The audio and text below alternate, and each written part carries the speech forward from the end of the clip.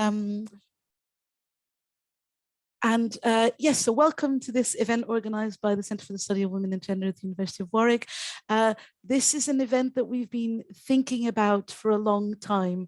I have the pleasure of teaching a second-year module in the Department of Sociology here at Warwick, where we discuss subjectivity in contemporary societies. And I teach Kat and Boka's work as part of that module.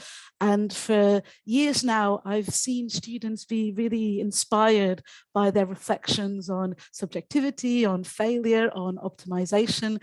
And in the classroom, we've been putting their work in conversation and having our conversations with Boka and Kat, but they don't actually know each other. And my students and I don't get much of an opportunity to engage with them. So we thought, let's invite them, but also let's invite other colleagues from all over the world who want to engage, participate in this conversation we're going to have today about how to think queerly about failure in contemporary societies. So I'm not going to do very detailed introductions, just say we've got two speakers. We're going to start with Kat Gupta, who joins us with two parrots in the room who may or may not want to offer their own talks as well. Kira and Leia are the parrots, but I'll hand over to Kat rather than the parrots. Kat, thank you so much for joining us today. And I'll hand over to you now. Thank you so much, Maria. So yes, as Maria said, I have two parrots. One of them is an old veteran at Zoom and is just like, Kat's on Zoom, I'm going to sleep. So she's just gone to sleep already. And the other one is a baby and is, someone is talking, I must talk. So if you hear any extremely weird wails or squealing, that's her. So as Maria said, this is something that I wrote some years ago on my blog, and I've just updated it a bit because over lockdown I had some more thoughts, basically. So, ever tried, ever failed? No matter, try again, fail better.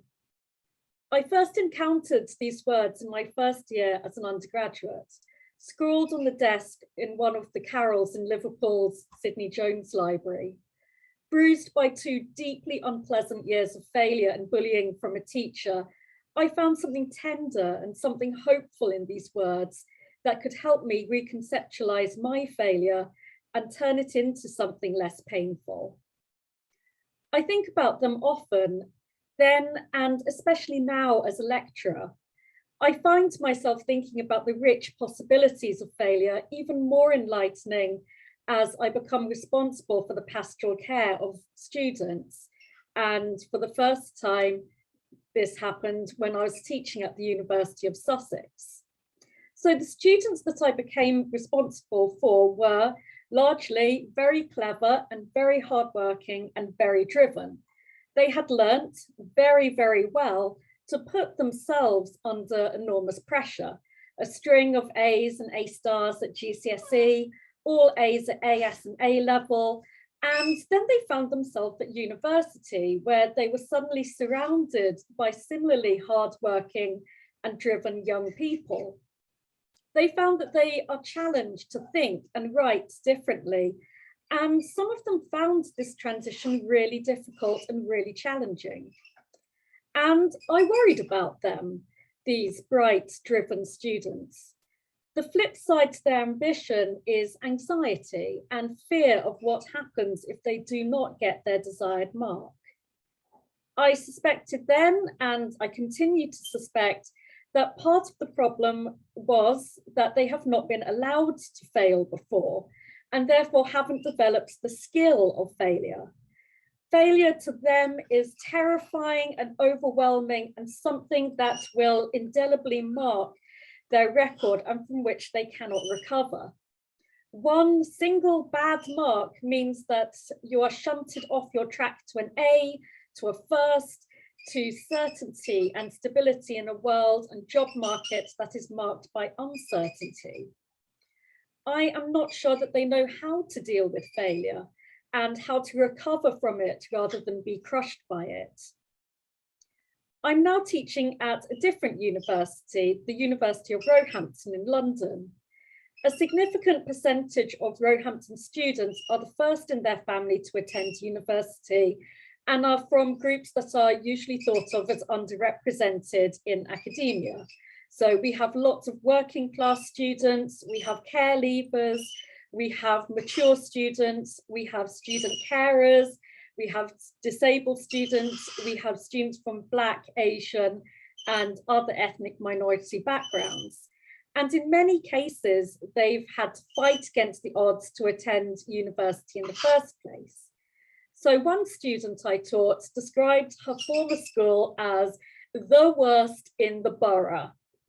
And she had nothing but praise to say for her teachers. And they in fact inspired her to go on to do a PGCE in primary education so she could go on to inspire other students.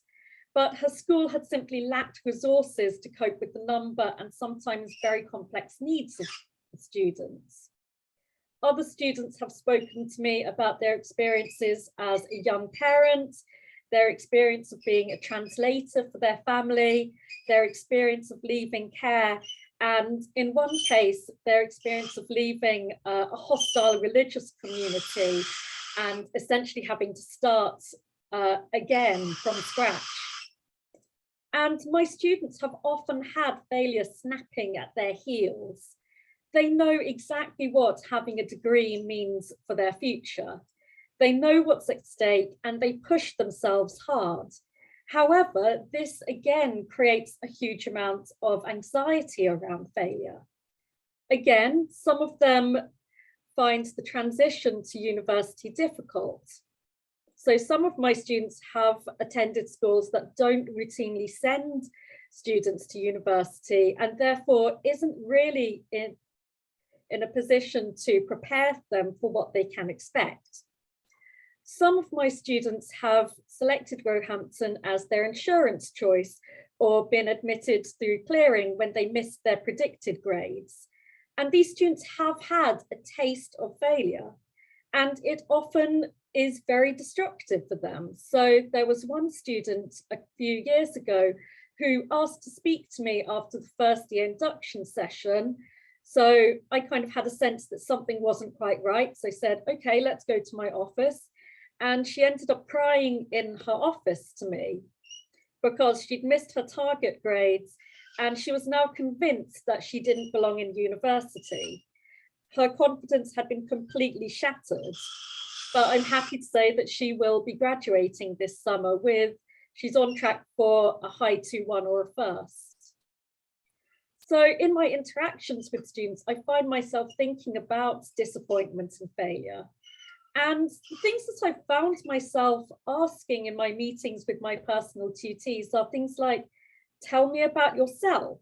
What are your hobbies? What are you doing outside your university work? Please don't spend 9 hours solid in the library.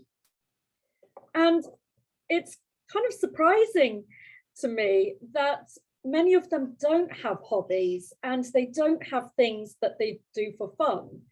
And to the most driven, this is completely alien to them and it's part of their lives that they left along with after school clubs, and I worry again. So I always ask them to find something to do for fun. And whether that's swimming or sketching or baking or playing a musical instrument or dancing or gardening, just something in their life that is not university. And I encourage them to find something that they don't mind being mediocre at, so they can start to untangle pleasure from skill and external measures of achievement. And I want them to find something that they can be bad at and to embrace that. So this is something that I try to practice myself. So I know that this is hard, and it's something that I sometimes find hard to do myself, but it is important. So me, along with what feels like every other queer in the UK over lockdown, I started a sourdough starter. So my sourdough starter is called Chaos with Bread Miliband. My wife named it. So it was born out of necessity because my wife really likes bread. And in the start of lockdown in 2020, it was impossible to buy bread. And of the two of us, I like weird, gloopy food experiments, and she is much less enamored of these. So, unfortunately, though, while I like the gloopy food experiments, I'm an extremely indifferent baker. My experience of food technology in school was churning out the succession of things that neither I nor my family wanted to eat. And it culminated in a fruit cake that was so dry, you put it in your mouth and it instantly sucked the water out of it. And I think my parents managed to eat two extremely polite, very small slices. And then it was just like, we'll put this on the bird table for the wild birds. Yeah, okay, I think we're going to do that. So I've got to the point where I can sort of follow a baking recipe and it will probably turn out okay, but I lack the intuition about baking that I have about cooking. So I can't look at a baking recipe and go, okay, well, actually, that's a little bit too much baking powder and I need to decrease that and increase something else. And it just makes me quite anxious because baking is like chemistry and it's so out of my comfort zone and I don't really like that. But sourdough baking is all about intuition. So me being me, I try to read as many guides as possible and try to develop a foolproof strategy because the fool is me here. But ultimately you're staring at some kind of weird bubbly gloop and you're trying to work out if you can move on to the next step. And it took time for me to develop any sense about the dough and to work out, can I move on or does this need more time? Complicating this for me is that I grew up fearing food waste. So one of my parents grew up in food poverty, and as a family, we really, really hate making things that are inedible. It's, you know, it like injures my soul. So I hate having to scrape things into the bin because I cannot bear to eat them. And luckily I'm pretty decent at cooking, so I rarely make something that's completely inedible. And even if I do make something inedible, I'm stubborn enough that I will eat it out of sheer refusal to throw it away. But again, baking is out of my comfort zone. And I was really scared that I would make something awful. And there's a fear of failure here that holds me back. And I actually procrastinated for weeks about starting the starter. And then even once the starter was established, I procrastinated on baking with it because I was afraid of wasting flour that we could use for something else. So in this case, perfection was the enemy of good, that by being so afraid of failing, I stopped myself from spending time developing skills that would at least make me somewhat competent. And my first effort was, it was fairly tasty, but it was ugly as hell. Like that was a sad looking loaf. And then my second effort was a little bit better. And then my third effort was a little bit better still. And then because so much of it depends on ambient temperature, I baked weird, holy, underproofed bread when it was cold. And during a heat wave, I baked some sad, flat, overproofed bread. And eventually, I also made bread that both looked and tasted more like what I was aiming for. So I actually kept a bread notebook. If you would like, I will send photos of this where I just record what I used and timings and things like that. And I checked it this morning and I baked 32 loaves between May 2020 and May 2021. And slowly and doggedly and stubbornly, I learned to see and feel what would work. So even after that, do I want to run away and open a bakery? No.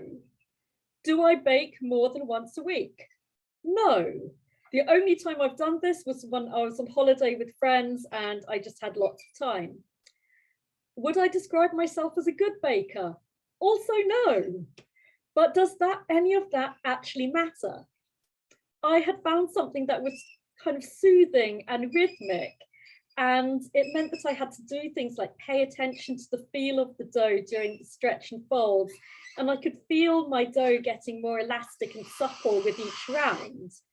And I can watch it bubble and rise and shake the bowl, and you start to see it jiggle. And I started developing this really light, deft touch when I was shaping it. And it got to the point where I could kind of show and teach my friends what to look for. And I learned something about the magic of wild yeast, the fact I could just leave some flour and water out and these wild yeast will just populate it and make a home in it. And something about the alchemy of flour and water and salt. And I realized I don't have to be churning out these perfectly shaped loaves with beautiful ears for this to be worth doing. And it's enough that I can just make something that tastes good and which nourishes my family and friends. And there's no dichotomy between perfection and everything else. Sometimes we can just be okay at something and that's enough. And it's made me think more about where I can find this joy and pleasure in doing something simply for the joy of it and without seeking any kind of external validation. So in the spirit of sharing my own failures, I am an incredibly mediocre violinist. I had lessons between the ages of kind of around, I think, 8 and about 15.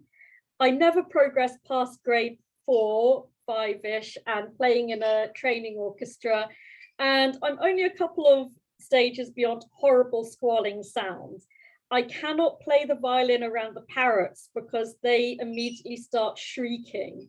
And I don't know if it's because they think, a fellow parrot, or what a horrible noise, we will join in. But part of the reason I didn't like it is that I didn't enjoy it. It was someone else's ambition for me. Someone else had chosen the instrument and basically said, you're going to play this because I never got to. And I really resented the weight of that. I hated exams, did not want to take them. And I announced that I wasn't going to take my grade 4 exam a week before I was actually meant to do it.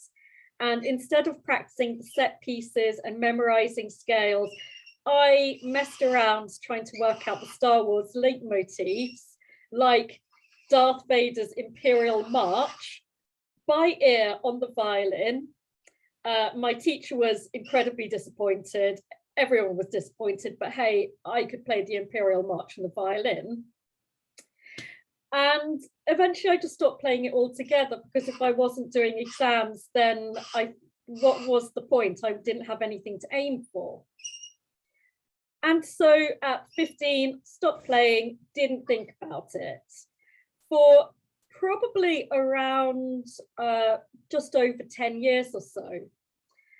But then 10 years ago, I had this really terrible breakup and I went, so you always do some kind of strange things in the wake of terrible breakups. And my strange thing was going to a violin shop and buying a violin. And I dug up some choral scores and I began to play again. And it's not a great love. It's not something I do regularly, but sometimes it's just soothing to pick it up and retune it. So getting all of the strings back into the tuning that they should be in, or to open up some music and try and play something by sight on the violin rather than trying to sight sing it.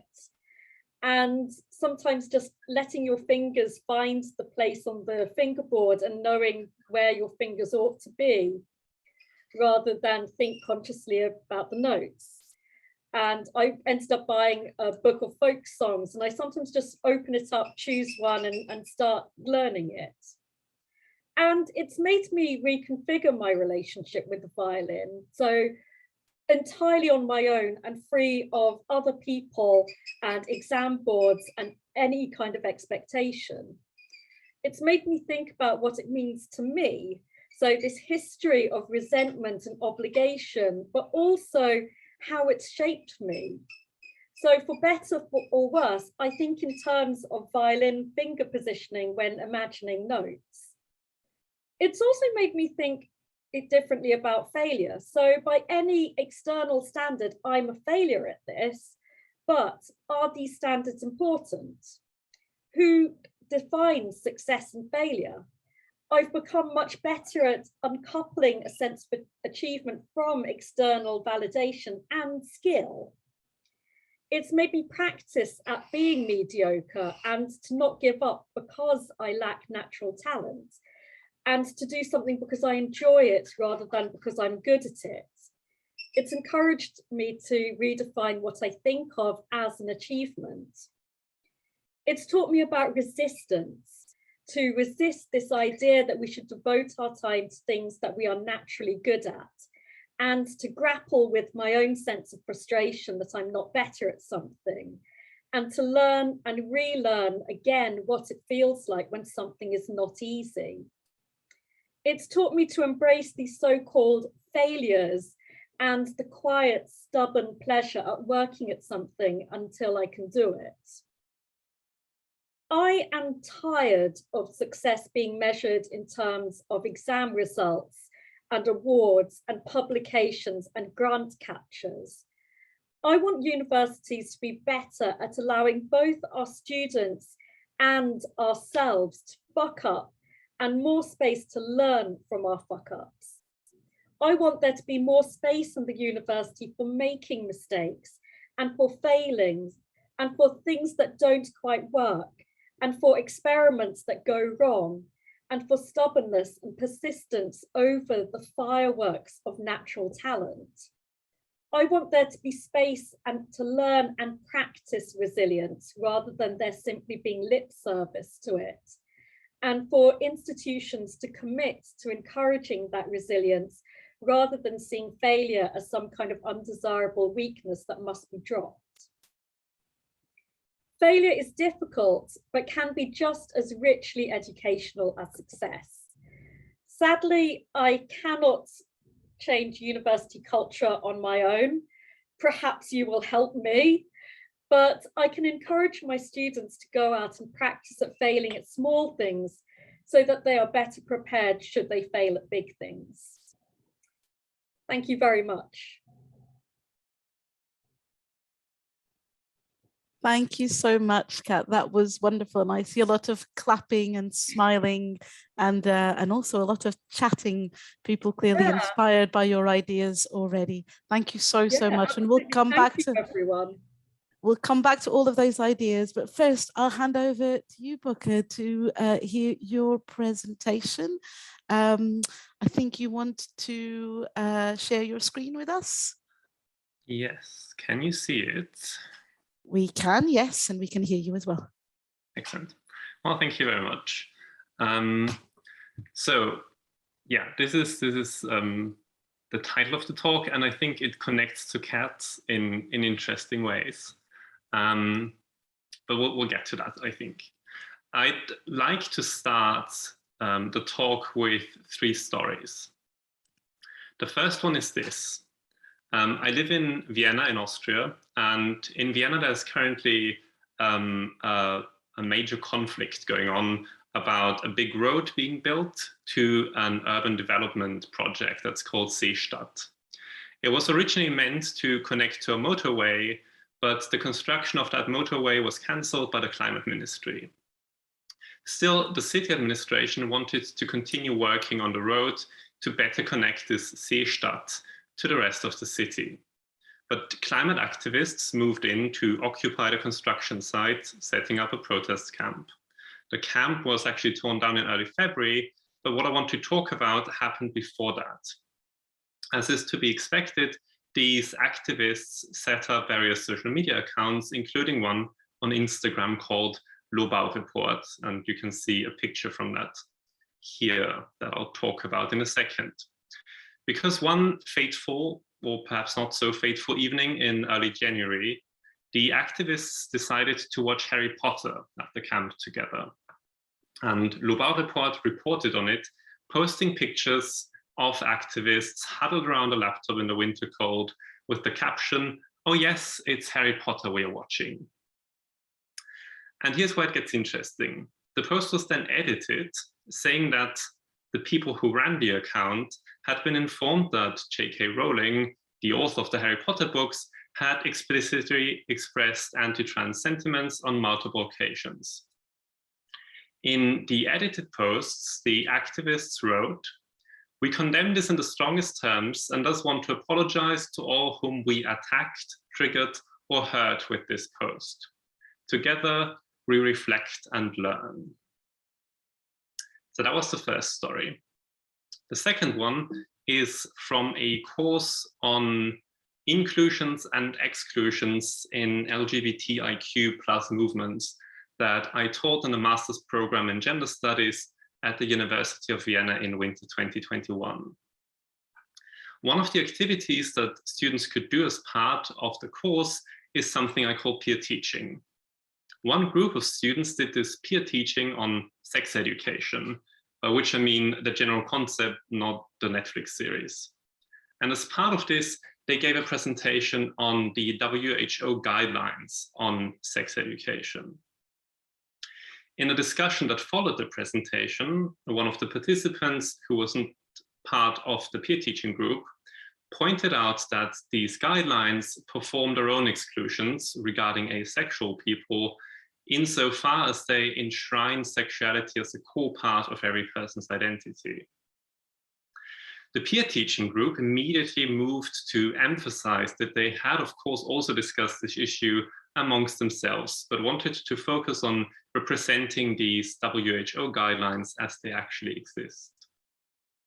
After the class, I talked to them about their peer teaching, as I always do, and they were noticeably down, as in really, really, really down.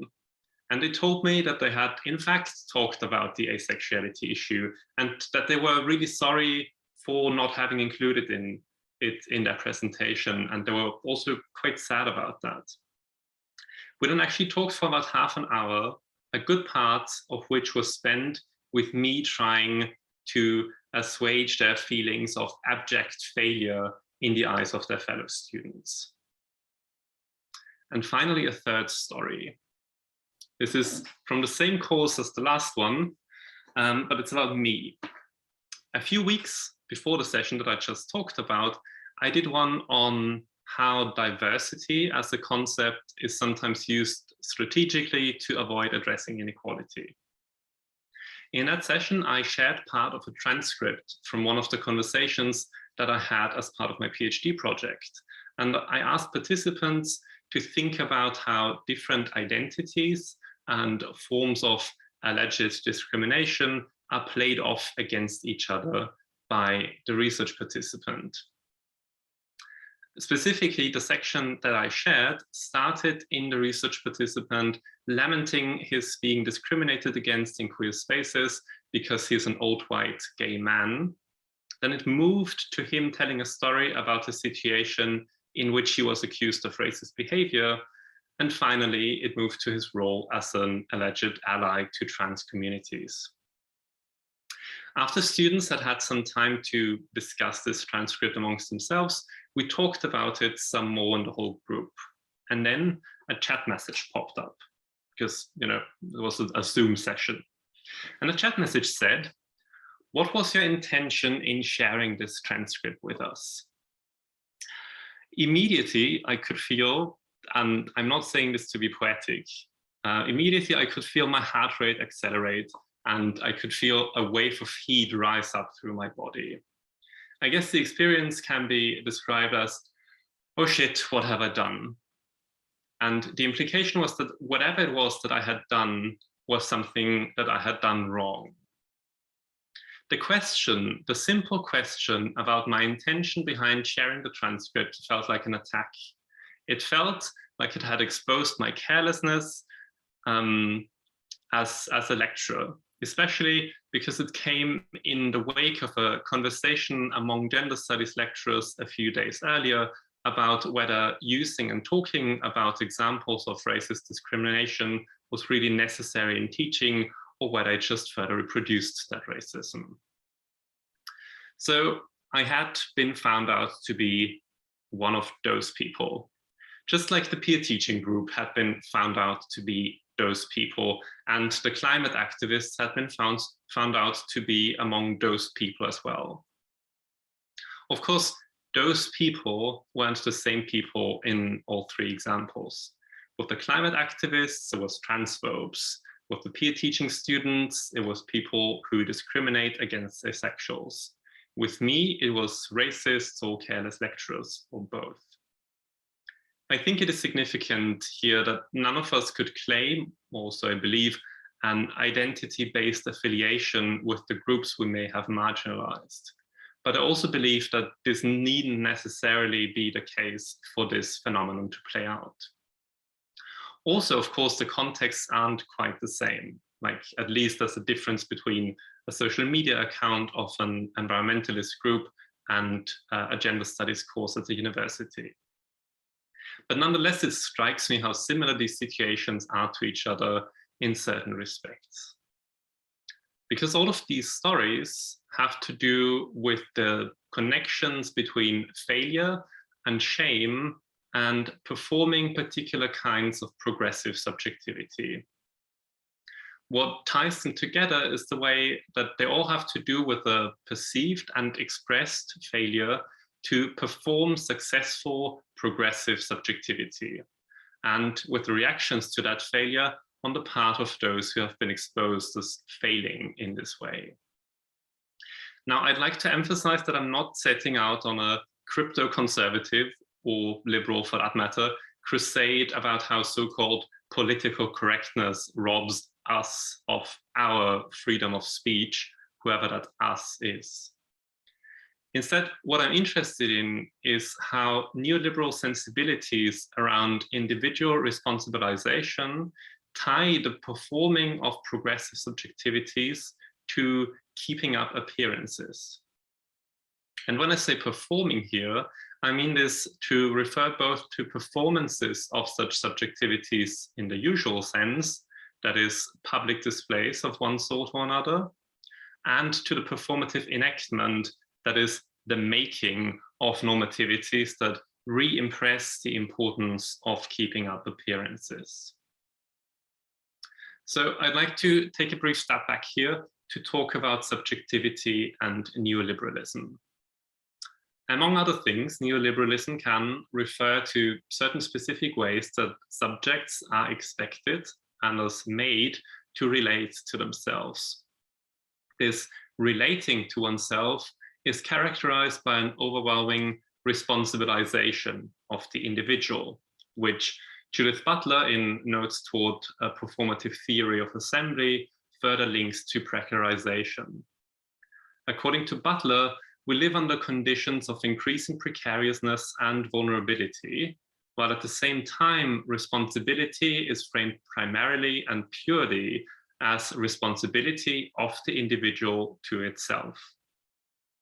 A related term that comes up here is that of the Homo economicus, representing a vision of the human as propelled by rational economic self-interest, and thus ultimately fully responsible for their failure to achieve the goals set up by such ostensibly universal and thus neutral ideas about rational self-interest. What is lost, or rather actively suppressed in such a vision, of course, are both the workings of societal power relations and the forms of oppression and privilege that they produce, as well as the scaling back of mechanisms that aim to alleviate such inequalities. The demand to be self-responsible and self-reliant is framed as a moral demand, and failing to live up to that demand is, or feels like, moral failure. By being positioned as a moral demand rather than a more openly external kind of pressure, responsibilization is internalized, and failure to live up to it leads to anxiety and shame. And indeed, failure and shame are what is at stake here. In her book Plantation Memories, Grada Quilombo defines shame as, quote, the response to the failure to live up to one's ego ideal, end quote. While guilt would be a response to transgressing an external norm, shame, and I quote again, occurs if one fails to achieve an ideal of behavior one has set for oneself, end quote. I think it is pretty clear that shame plays a role in all my examples. The activist's shame after having inadvertently watched a film based on a work of a transphobe. The student's shame after not having been clear enough about the awareness of asexual oppression. And my shame after having potentially reproduced racism by sharing material containing examples of racism with my students. The reactions to shame, or the way that shame is expressed, differ between these situations, and in interesting ways, I think, though I won't go into that in this talk. Just to briefly summarize them though, in the case of the climate activists, the reaction is a demonstration of meek humility and apology. In the case of the peer teaching students, it's a hurt expression of, we are not like that. And in my own case, I tried to not give in to that shame, to not express it. Though I did actually come back to my experience of shame in the next seminar to talk about it with my students. But I'd like to think about what shame does or what it can do, because shame can perform rather different functions. Quilombo, referring to a speech by Paul Gilroy, conceives of shame as a step on the white subject's journey to, quote, becoming aware of its own whiteness and of itself as a performer of racism, end quote. These steps are denial, then guilt, then shame, then recognition, and finally reparation. So shame in this case is connected to insight. In that sense, we might welcome the shame involved in these stories as a necessary step in breaking out of what is sometimes referred to as epistemologies of ignorance, the systems of unknowing that buttress racism and other systems of oppression. Thus, shame might be understood as a sign of how there is increasing awareness of different systems of oppression and the role of privilege in upholding that oppression. However, and of course there's a however, shame can also function quite differently. In The Cultural Politics of Emotion, Sarah Ahmed describes public expressions of shame by white Australians, as well as Australia as a nation, represented by the white national subject, regarding the treatment, or rather genocide, of Indigenous peoples. She argues that such expressions and demonstrations of shame may function to redeem the ashamed national subject. Demonstrating shame means that one demonstrates that one means well, and thus it allows one to move beyond that which one is ashamed of. According to Ahmed, and I quote, "In showing my shame in my failure to live up to a social ideal, I come closer to that which I have been exposed as failing." And I would also like to think about an additional angle to what is going on in these examples that I told you about. Perhaps the shame that is in the air in these examples is not simply shame in the face of one's moral failure, but shame about being exposed and being found out as failing to successfully perform progressive subjectivity. In fact, in The Art of the Queer Art of Failure, Jack Halberstam, drawing on Barbara Ehrenreich, connects success and failure to dogmas around so-called positive thinking. And Halberstam writes, "While capitalism produces some people's success through other people's failures, the ideology of positive thinking insists that success depends only upon working hard and failure is always of your own doing." End quote. Thus we have come full circle, back to responsibilization. And I would argue that this responsibilization is not just about the subject's internal feeling of responsibility, but also the threat of being held responsible by others. Thus moving from responsibility to liability. Thus, the shame performed in these situations is not simply the shame of not living up to certain moral standards, where public performance is treated as a transparent window onto the failing subject's underlying moral failure. But it is the shame of failing to perform progressive subjectivity successfully and the associated risk of being held responsible for that failure.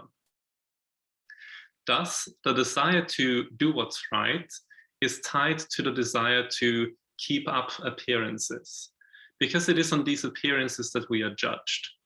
And when I say this, I don't mean to imply that these people, myself included, make conscious decisions to just plaster over their or our moral failures. Nor do I seek to dispute that being good at working for positive social change is nice. And I certainly don't mean to redeem by a sleight of hand what we might call problematic behaviors by redesignating and then celebrating them as queer failures. But this drive to perform well in all the ambiguous meanings it might take on seems to me to be linked to these neoliberal norms that I just talked about. The problem I see is not so much with the expectation that people, and especially people who are engaged in progressive world-making projects, should be aware of and address issues around power, privilege, and oppression, but rather with the way this expectation combines with norms around success and responsibilization, as well as keeping up appearances, and variations of shame work as a way of dealing or not dealing with that problem. This attempt to keep up appearances can be understood as a sort of tidying up of public expressions in order to avoid or at least reduce the risk of being found out and thus of being held responsible. At the same time, this tidying up can also mean a closing down of disagreement and conflict, but also, and perhaps more importantly, a closing down of opportunities for genuine growth that are avoided because of the risks that they entail. Now, I can't, nor do I want to, offer a neat solution to this problem. It certainly can't come from a demand that shame be abandoned or overcome. Because not only can shame, as pointed out by Kilonda, be productive in engaging with the ways in which we are each implicated in systems of power, privilege, and oppression. Demanding unashamedness would also once again shift responsibility to the individual, in that in addition to the weight of the moral standard of performing well, another moral standard is imposed, that of freeing oneself of shame. This would be similar to demands that people who don't fulfill societal beauty standards just love themselves. In this case, in addition to the weight of the beauty standard, there's just an other moral standard added, which is that of loving yourself. Nonetheless, letting ourselves be led by shame and responsibilization, and perhaps even expecting each other to do just that, may well result in attempts to keep up appearances, be that by apologizing profusely, insisting that we are not those people, or trying to shift the conversation to another topic. What I would like to suggest is working towards what I'd like to call hesitant ways of dealing with failure and shame. Hesitant in the sense that they do not seek to close down the possibilities that lie in failure and shame, even if that means that we can't close down the risk of being found out in the heat of the moment, whether that heat comes from heated disagreements or from the wave of shame rising in us. To borrow two lines from Cherry Moraga's poem The Welder, yes, fusion is possible, but only if things get hot enough. Thank you.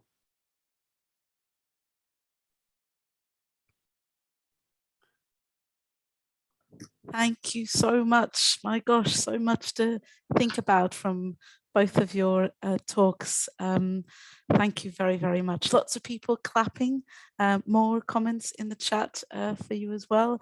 And I can now open, well, actually, let me, before I open the floor to everyone else to ask questions, it might be interesting to see, to hear from you about how you listen to each other's intervention. Boka, you mentioned you could see some links to Kat's, and Kat, I'm sure you've been thinking about Boka's intervention yourself. So I'll shortly ask maybe you, Kat, to start and then hand over to you, Boka. While I'm giving Kat some time to think, just to give you a bit of a sense of how we'll run the Q&A. Those of you in H052, we would love to have your questions. So, Karis, if you're able to maybe move to the computer and in the chat, let me know if there are questions, then we'll be able to take some questions from that room. For those of you on Zoom, you can put your hand up. You can do so by clicking reactions and then clicking on raise hand, or you can put a question in the chat or write in the chat, I have a question. We've got quite a bit of time to engage, and it would be wonderful to hear from many of you. So, Kat, can I hand over to you now for your reflections on the connections between your thoughts and talks? No, I just really loved your discussion of shame as being something productive, and shame as being a starting point or a catalyst for other thoughts and for other, I suppose, ways of being, really. Sorry, that was my main thought. I was just kind of there going like, oh, yes. That sounds like a fascinating thought. So that was it. That was the thought. That's more than enough. Boka, shall I hand over to you now? Yeah, thank you.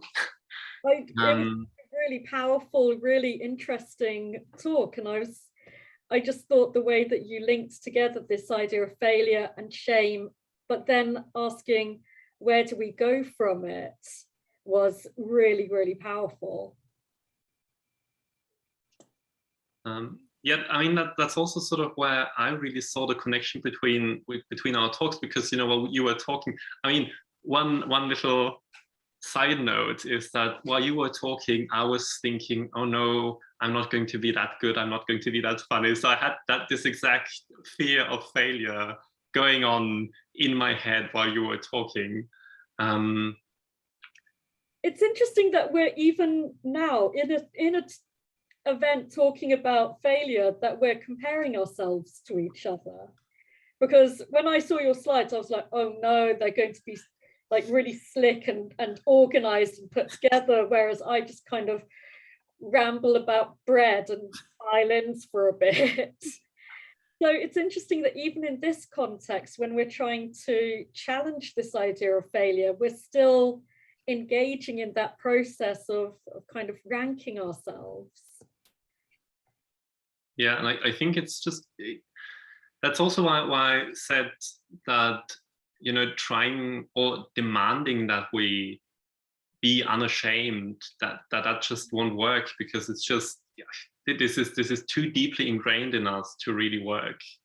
Because, you know, as you said, it happens all the time, and it also happens in these talks, you know, that we're having about how to overcome the fear of failure, in a sense. One of the things that I'm thinking about a lot in the context of the current strikes in the UK is the idea about, well, basically, what are we applying for grants for? So I don't know how many people here have attempted to apply for a grant, but it generally involves a huge amount of work and kind of the investment of hope that you've got to imagine what you could be doing for the next 2 or 5 years or whatever, and you spend a lot of time and energy and hope working on a proposal, but then the chances of it actually being funded is minuscule.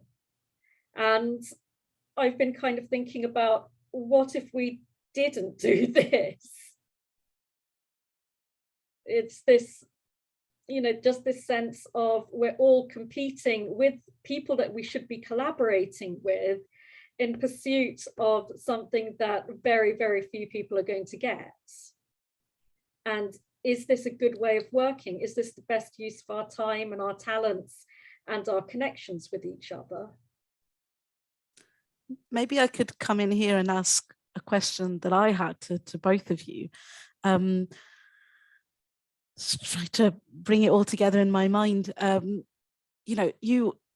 One thing that I think was very interesting now in hearing you engage with each other is how you very generously and I think powerfully shared your own sense of shame and failure as you listened to each other and compared your interventions with each other. And I'm sure I'm not the only audience member who was also, although my work is not featured or my thinking, who was comparing myself in my head to what you two were doing and what you could do. And I loved, when you were describing those thoughts, you were talking about how, the kind of mood that put you in, of a sense of, oh, my slides and oh, I'm not clever enough. And I was thinking as I was listening to you both about the general, if we think of mood not as just or as in feelings, it's not something that individuals have, but as things that are in the air that are structural. You can use Sarah Ahmed for thinking about that, or all sorts of other people, that atmospheres that convey a certain kind of emotion and experience.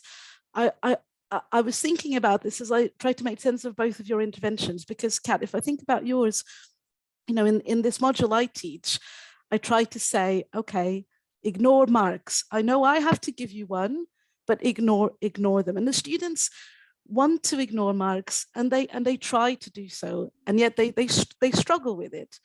And then I have to give them a mark, and I find that although they're trying so hard to work on their emotions so they are not anxious about marks, because they're in an environment, in an atmosphere of anxiety around marks, that atmosphere is contagious. And so as much work as they do on themselves to regulate emotions, there is something about the air around them that makes them anxious about marks, even when they're trying to not be anxious.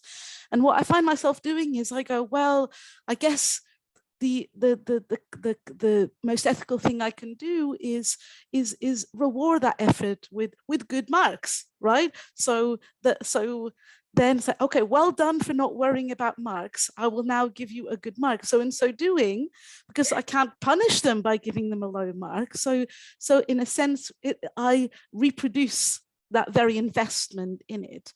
And so as I was listening to you both, I was thinking of that relationship between how we, I guess I'm asking what your thoughts are on that relationship between how we try to regulate fear of failure or our fear of shame in an environment that is characterized by a certain affect that is always contagious and that we're always taking in.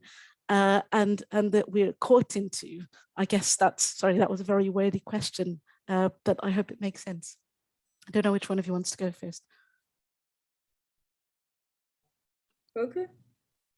Yeah, maybe I could actually connect to what you said about also the marking issue, because I think in a sense I'm possibly privileged to be teaching in Austria, where I think there's less bureaucracy about marking, which has its disadvantages when lecturers are not great, but has its advantages when they are, as I am clearly.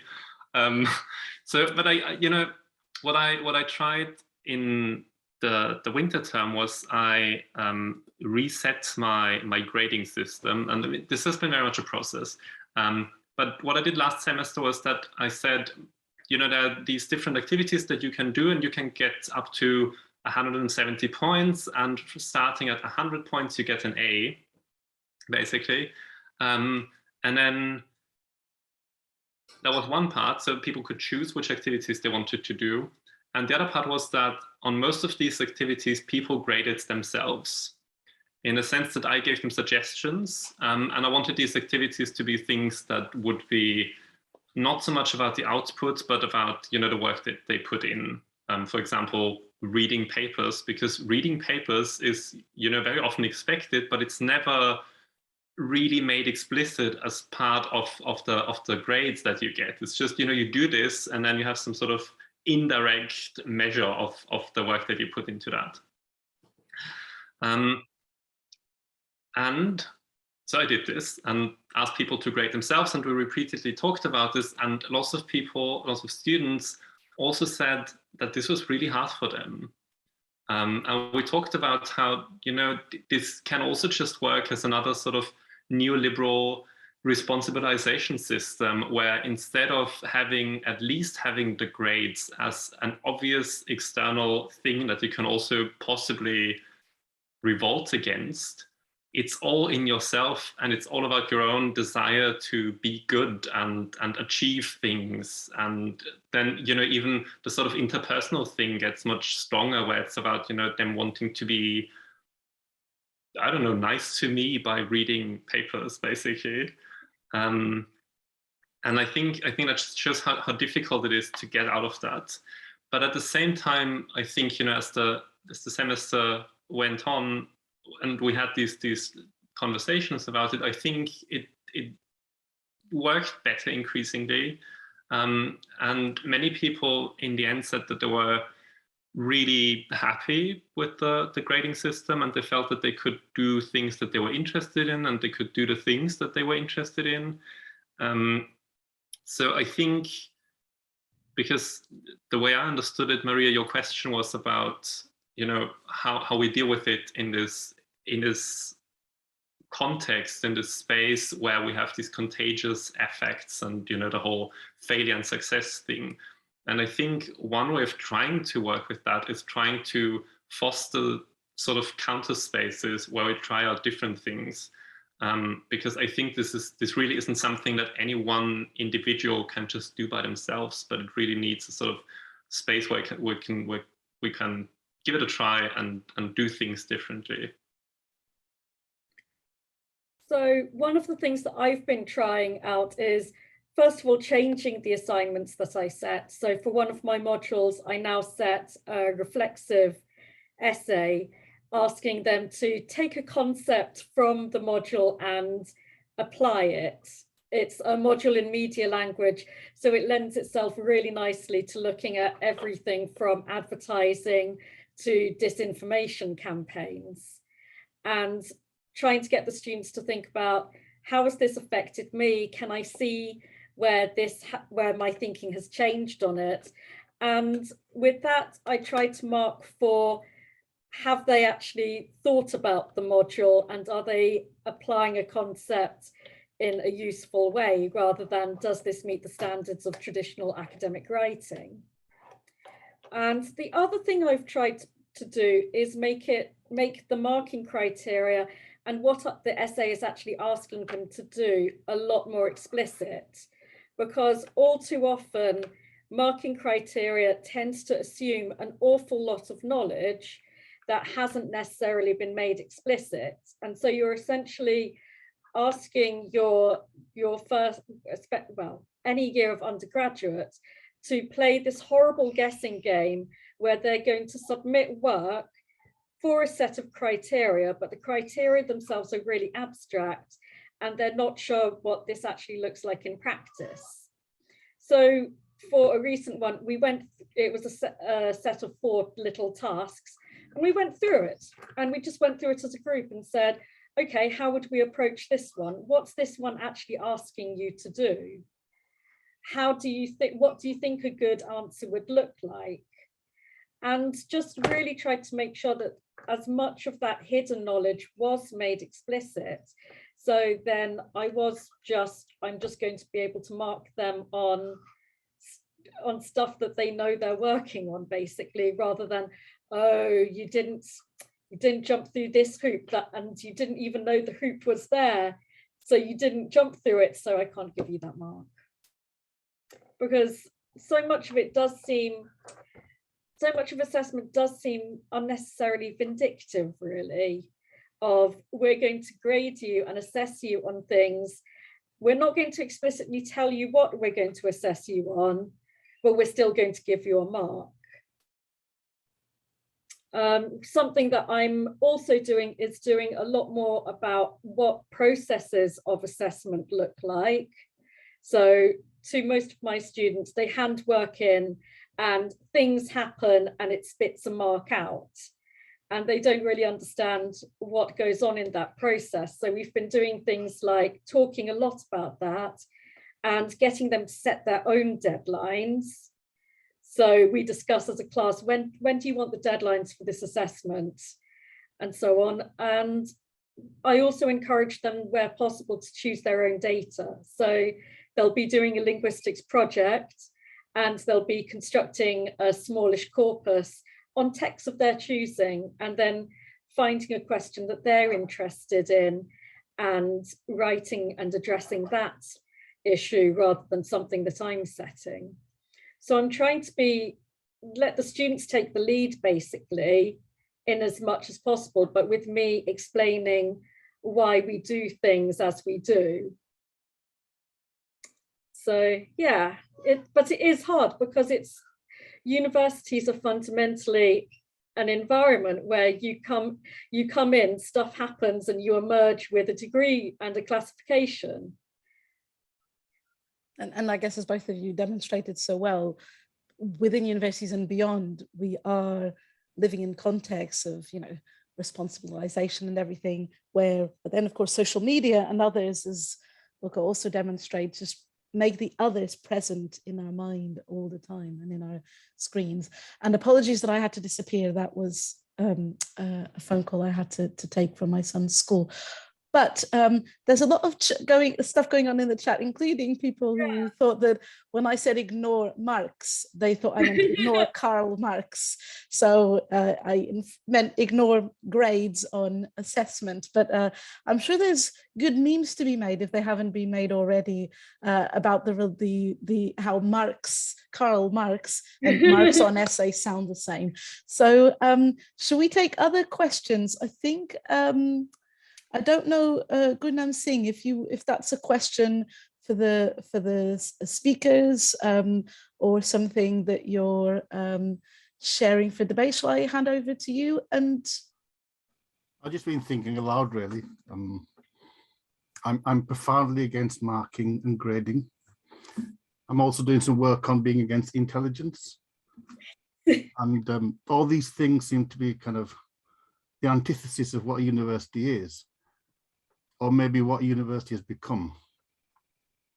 And that last comment that I put in about maybe we should let students determine their marks, it's slightly kind of a flimsy comment, but I recall reading Foucault when he set up the new university on the outskirts of Paris and was given a completely free hand to kind of develop, and you can imagine with Foucault and his view about all kinds of kind of performativity and institutionalization. I don't think they didn't have any marking systems. They had no assessments. And then 2 or 3 years down the line, I think the government said, "How are your students getting on?" And he said, "Don't ask me, ask the students." And then I think they were told that their funding would be withdrawn if they didn't institute some marking system. So he compromised and he said, well, we will issue a notice to the students that they need a mark. So if they tell us what their mark is, we'll give it to them. But there is a serious point. And I've been thinking that in some senses, higher education functions as a kind of like a caste system, that it's there to determine what caste one is. And these marking and grading systems are really about, and it's interesting how we even use the word class, first class, second class, third class. And I do wonder whether we're tinkering at the edges by working with, kind of learning outcomes and trying to develop other ways of apportioning marks, when really something as arbitrary as marks to value a human being, I don't think so. I mean, one of my favorite students that I taught wasn't the strongest student in her group in terms of the marks that she got, but she was absolutely the most determined student. and the improvement in her work from the beginning of the module to the end of the module was incredible. It was absolutely amazing how much work she had put in and how she was really starting to apply the concepts. And I would have really liked to have the ability to have rewarded that rather than this is what you handed in. So one of the things that I am planning is to get students to peer mark and to get students to have a look at each other's work and think about what would you give this and what would you give yourself as well? Because that's the kind, I mean, what do they get out of me just assigning a mark? Just on that, Kat, there is some research, and students tend to be much harsher on each other than lecturers are. And I just wonder if the kind of the ethos is still there, then are we just transferring the violence that we commit onto students to them committing on each other?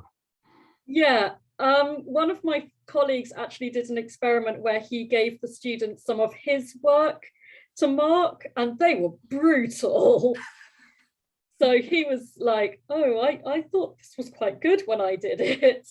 But the students were just like, no, this is what's wrong with it.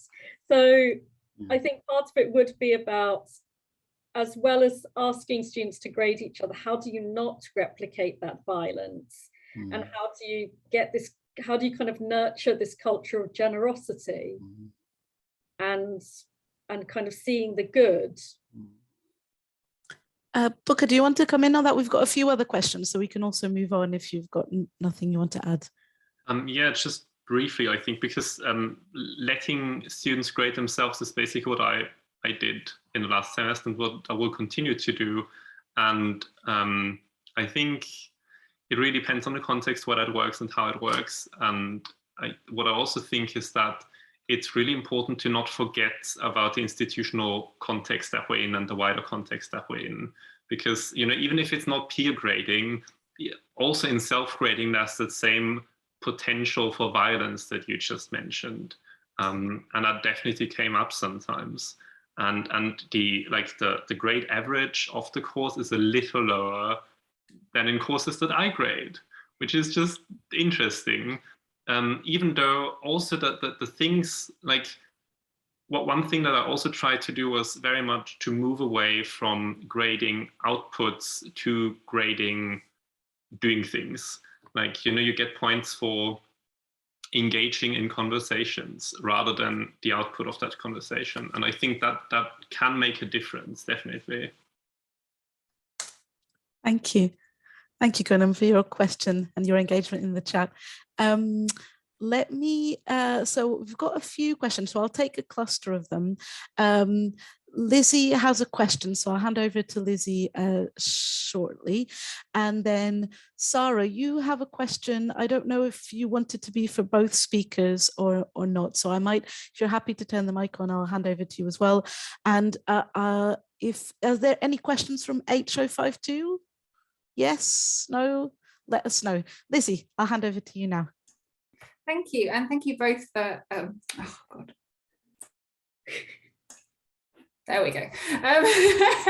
Muting or unmuting.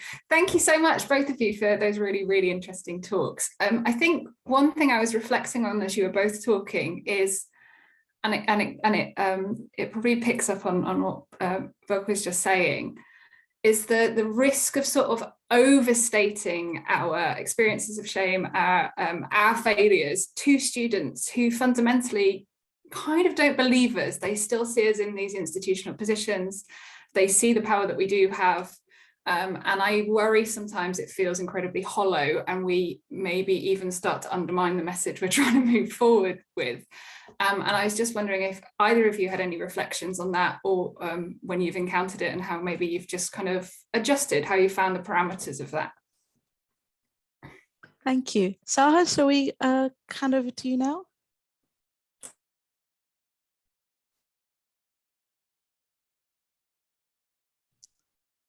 Yeah, there you are. Yeah. All right. Yeah. Actually, I'm quite stunned by your very interesting talks, and it relates actually to a lot of questions I'm investing in my research too. So yeah, my question is, how do you think, or how do you relate to the claim of Quilomba that shame maybe is also, or should be seen as a productive force? Because my experiences aren't actually, yeah, I can't really relate to that when I think back on my experiences. Mostly people really, then they take themselves very, they don't want to talk about things which ashamed them anymore. And they are very angry and they are so hurt. So I don't know if this is really, I think actually that a culture of generosity should be implied. So we could handle shame in a more healthy way. So, but I would be very interested what both or all of you think. Yeah. Thank you. I'll let you decide who goes first. Or I'll just choose. Boka, you start this time. Okay. So the first question about sharing our own shame and our own failures being in conflict with our institutional roles and the power that we have in these institutions. I've been thinking a lot about that because I try to really position myself as also a human being in my courses. Like, for example, I started in the first session to introduce myself on the one hand by talking about my amazing academic achievements, and then also reading from a profile that I have on an online dating website. And that always goes really well. So in that sense, I think that the whole power thing works reasonably well for me. The problem, I think, is that sharing shame and sharing failures can then be converted into another success because, oh, wow, you're so open, you're so vulnerable. There's this sort of fetish about vulnerability in a sense. And then the vulnerability becomes even more powerful because then people might forget that, I'm still very much in a fairly safe position there and I choose what I share. It's not just me being openly vulnerable and failing and stumbling. It's me choosing to stumble. And I think that is so hard negotiating that conflict. And it's also really important to think about who is allowed to be vulnerable and who's allowed to show that kind of failure. So if you're in a precarious position, especially if you're young, you're female, you're Black, you're already kind of on the margins of who is considered the kind of typical academic, the less leeway you have to show that vulnerability and honesty.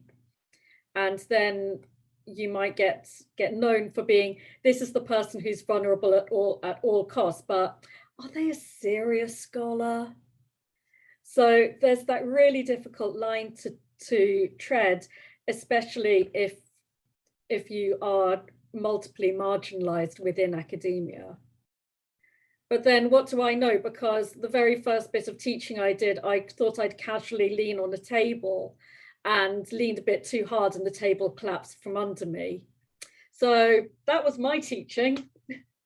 If it helps, last week I casually leaned on a table to sit on it and it just flipped up. So I'm with you, Kat. Cool. You're with me against gravity. Always, yeah. But I think there is that sense of how do we make sure that everyone in the room is seen as a human, that we are seeing our students' humanity and their vulnerabilities and struggles and what they bring to the room, as well as what we bring. Because if we're asking them to see us as human, it's only fair that they can expect us to see them as fully human in all of their complexity and vulnerability and kind of sharp edges and things. I wonder if you want to engage also with Sarah's question about shame and it being productive. I don't know if you want to add more on that. I think that question got. Yeah, I mean, it is a kind of, it's an incredibly brave step to see shame and turn it into something strong. And it does take an enormous amount of kind of work on yourself. People go to therapy for years to be able to do that. Yeah, I agree. Like, I think, and that's what I also said, I think that shame can very much mean a sort of closing down of a conversation and closing down of oneself to possibilities in the widest sense. So, and you said that there needs to be a culture of generosity, I think.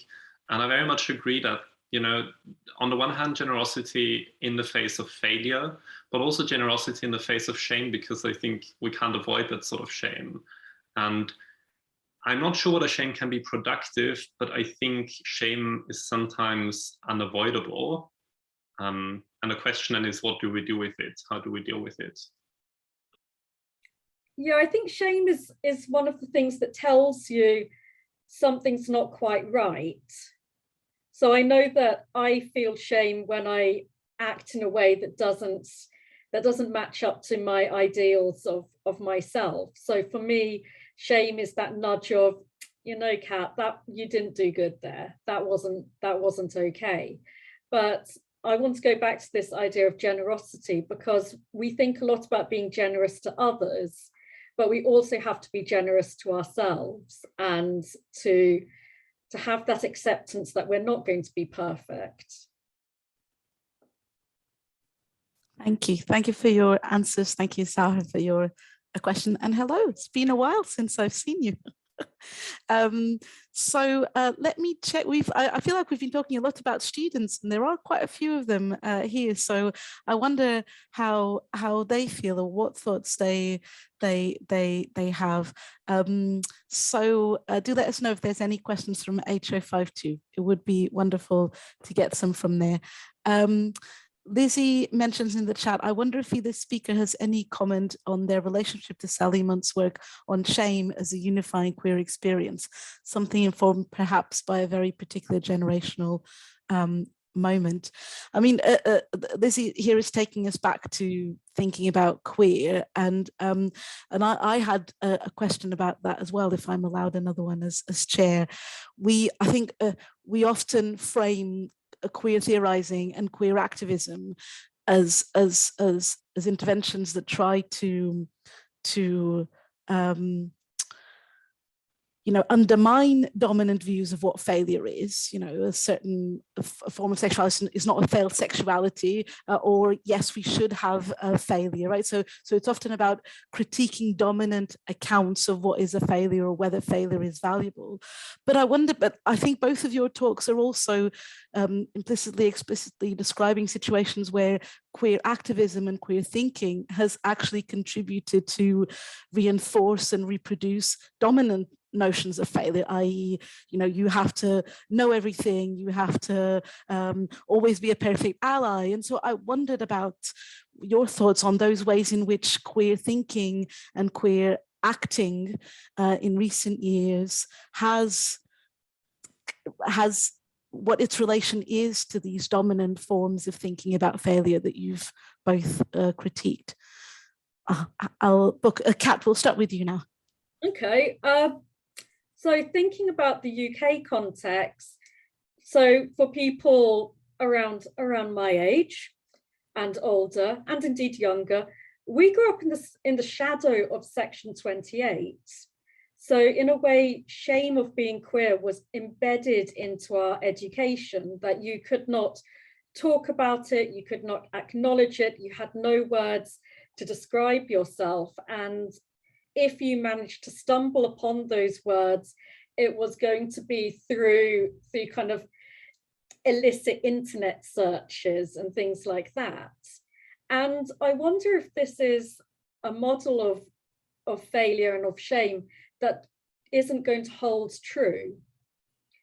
So it seems to be so having this idea of queer shame and queer failure does seem to be of a particular moment, and it is fundamental in shaping many of us, but it is something that I wonder that with a generation growing up now where things are more open, I mean, still not 100% great, particularly if you're a trans youth in Texas, for example, but is this going to be something that is going to resonate with the children who are being born today and who hopefully are going to grow up in a different climate? Is it something that resonates for the 12-year-olds that I met at a youth group when I was speaking to them, who were absolutely assured in their identity and were some of the most confident 12-year-olds I've ever met in my life? So I think there is something there about shame and failure being of a particular place and time. Thank you. Boka? I think it's interesting, Kat, that you said, you know, that those were some of the most confident 12-year-olds that you ever met, because I was wondering whether it was just about projecting confidence. No, they were like, if I was a 12-year-old, I would have been terrified of them. No, the way that they were interacting with each other in the break, in the breaks, and they were just like, yep, we're just going to go and do this. We're completely familiar with various pronoun systems. We are entirely cool about someone going by different names. It was eye-opening. I think it's still interesting because, you know, the way, Maria, I understood your question was also about how sort of, how I would put it, how these neoliberal sensibilities have really invaded, if you want to call it that, if they weren't there already, have invaded queer spaces in a sense, or queer activism, or feminist activism, or whatever kind of, you know, that's why I said progressive subjectivities, because it's all, you know, we all think of ourselves as wanting to make the world a better place, and then we need to be good at that. And then if we're not obviously good at that, then that is failure of a different kind. And I definitely think that there's and that's what I'm interested in, you know, how can we get out of that? Is there a way out of that? Well, I hope there is. I worry as well, are we imposing shame and failure on people who don't feel it? Has this become so tied up in queerness that we're introducing these feelings to people who, and kind of imposing them on people who don't feel that? And I think that it's not just queer people in a sense, like, you know, that there's a lot of cringing going on around the world. And that is not just queer people. It's very much, you know, this sort of, this is, you know, you're not doing that right, or I'm not doing that right. And what I also think is interesting is how there's sometimes, apparently there's this, and I think this is linked to, you know, what might be called the knowledge society or whatever, this idea of knowledge being able to save us from our sins in a sense. Because if you think back to these environmental activists that I mentioned and the apology post, which I think is interesting in its own way, and the apology post then ended in, together we reflect and learn. And I think that is very interesting. First, because it sounds a little religious, like it sounds like something you would say at the end of a service at a church. And also it has this idea that if only I know enough, I can be perfect.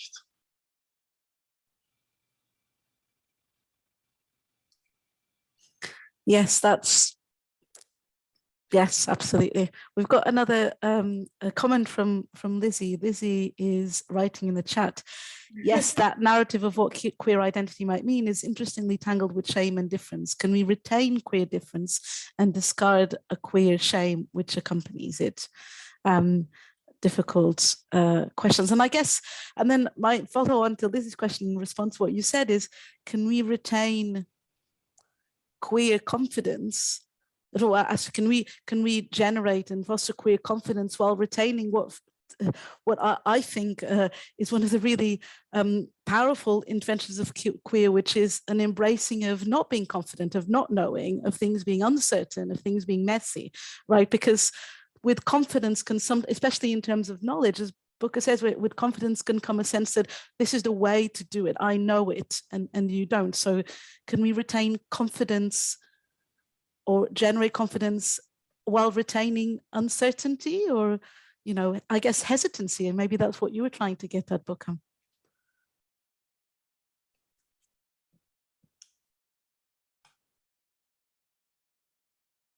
I'm going to say yeah.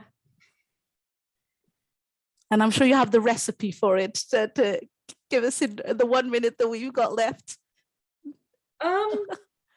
I'm joking, Kat, you don't need to. No, it is an interesting question, because I think I kind of want to disentangle this idea of not knowing from shame. So I'm not sure if just because we don't know something doesn't mean that we have to feel ashamed or worried or upset about it. Sometimes there's a kind of confidence to be found in not having the answers. Like, you know, I am, if anyone's seen that image of what a PhD is like, when you're basically a kind of pimple pushing out on the sum of human knowledge, I'm okay with that.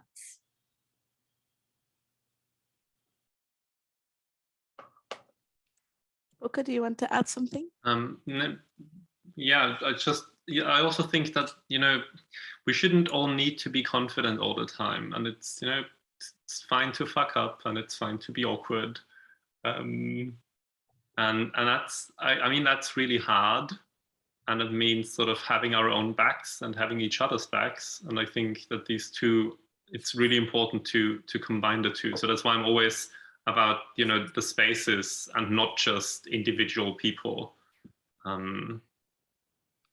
Yeah.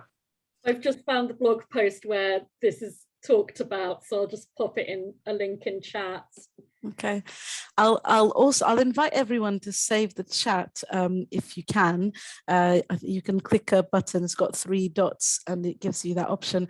Because also Boka has shared the references that were used, that they used in the chat in the talk. So they're all in the chat, all the references in response to this question about that. So lots of great material there, insights from lots of people, web links, and also things to continue reading, to continue not knowing, but maybe in more reflexive ways.